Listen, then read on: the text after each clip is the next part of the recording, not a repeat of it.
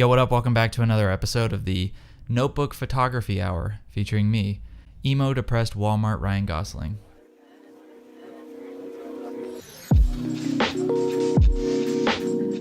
Have you ever created something and then looked back at it with disappointment? Like, maybe you could have done better. Well, you and my parents aren't alone. I recently took this photo as part of an experiment in pushing Ilford Delta 3200. Looking back on it, I kind of feel like it could be a portfolio-worthy shot if I just took more time and just got it right. So I thought I'd take the opportunity to discuss some tips, just the tips, for shooting film at night, as I return to the spot where I took the original photo, which I'm now starting to realize is a popular teenager smoke drugs and make out spot. Sick. Fast and the Furious, Burbank Drift.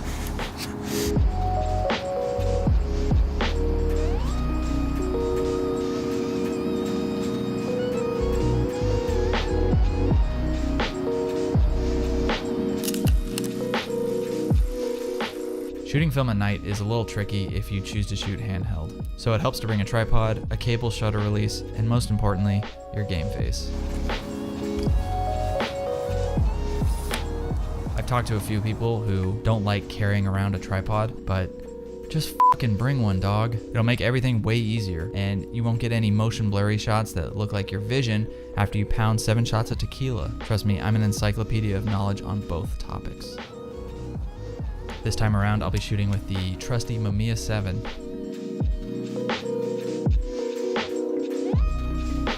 I shot with the Pentax 6x7 last time, which has a huge mirror in it that slaps up and slaps down whenever you take a picture.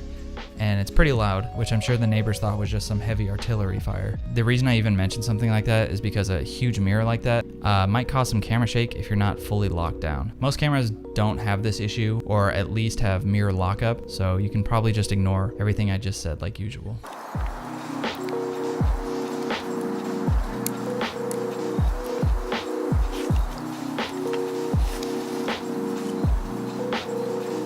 Be sure to use the cable shutter release so you don't accidentally shake the camera when you press the shutter. If your camera isn't compatible with cable shutter releases, then I guess you're f***ed. I'm just kidding. Look for a self-timer option on your camera that you can set to take a photo 2 or 3 seconds after you press the shutter. I would recommend staying away from any film that's below 100 ISO, instead going for some film that's in the 800 ISO range. Kodak Portra 800 and Cinestill 800T are very popular options for night photography. I'll be using Cinestill for my shot.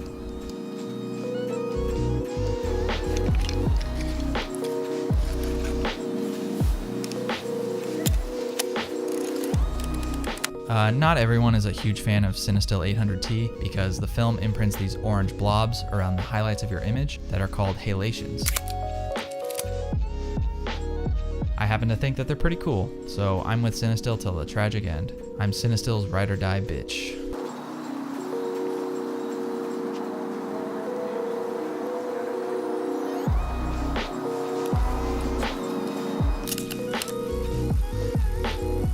Yeah, I highly recommend bringing a handheld light meter. They're more accurate than the light meter on your phone, and it just kind of makes you look like you know what you're doing.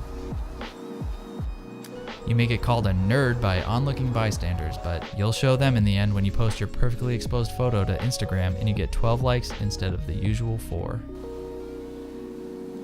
If you don't have a handheld light meter, this is the light meter that I use on my phone. I'm not sure if it has a name other than the highly creative, totally original Light Meter Free. What should you meter for at night? This is a hotly debated issue in the community, and I'm the only one with the right answer. The answer is, it's up to you as the photographer. Night scenes are generally pretty high contrast, so I try to meter for any midtones I can find. If you can't find any midtones, usually I'll just meter for the shadows and go 2 stops darker.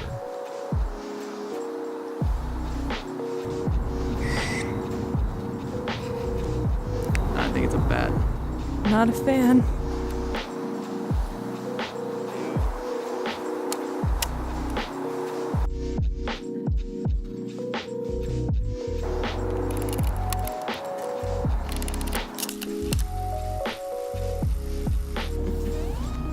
I do 1 stop overexposed.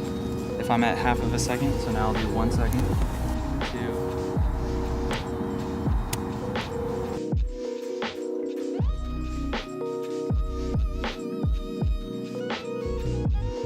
If you're unsure about the exposure but the composition is cake, then take another shot, expose 1 stop brighter, or hell, even 2 stops brighter. Change that to 2 seconds. Is this 2 stops overexposed?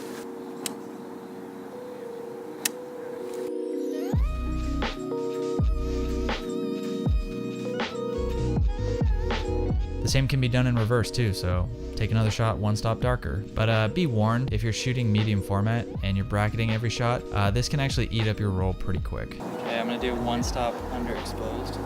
So that'll be 1/4 of a second.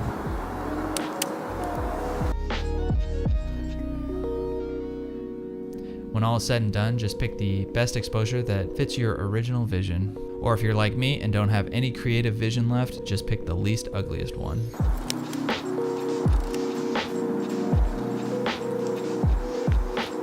Okay, these next 2 tips are optional, but you better f***ing do them anyway. Consider shooting at f8 or f11. I picked this tip up from the god of night photography himself, Willem Verbeek, because it's actually a really solid suggestion. All right, this one's gonna be at f11. So f11 means 4 seconds.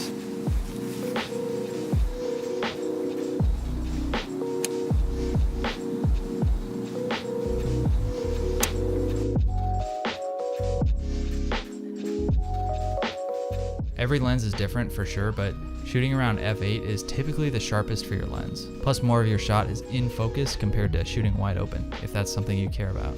Highlights in your shot will also tend to burst up in sort of like a star-like pattern, which adds some nice texture to your shot.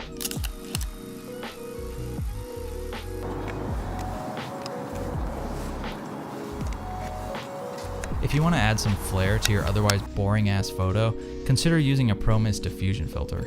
For night shots, they essentially glow out the highlights a bit and make everything a bit more atmospheric.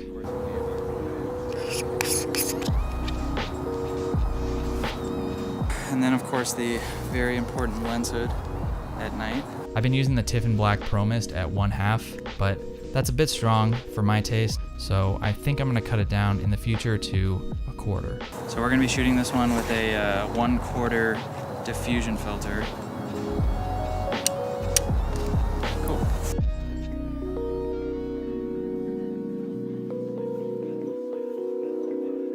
A bonus from diffusion filters, if you're shooting Cinestill, is that the diffusion filter will actually glow out any halations that might appear and kind of cancel them out a little bit.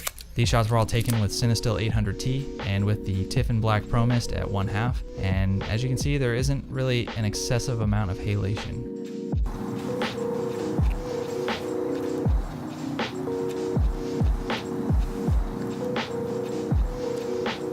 Anyway, this is the take that I went with, and I'm pretty happy with it.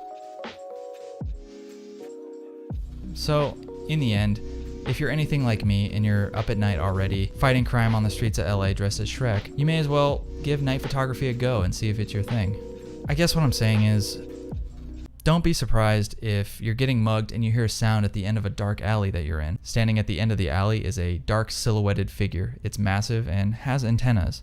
Oh my god, it's Shrek. You smell the faint smell of shit. It's the mugger. He shit his pants. Shrek starts charging down the alley yelling his battle cry, and the mugger takes off fearing for his life. So yeah, hopefully some of these tips helped you, because night photography is really fun, and worry not. If you're getting mugged in a dark alley one night, I got you. I mean, Shrek's got you. Heyo, what's up? Are you sad that the video's over?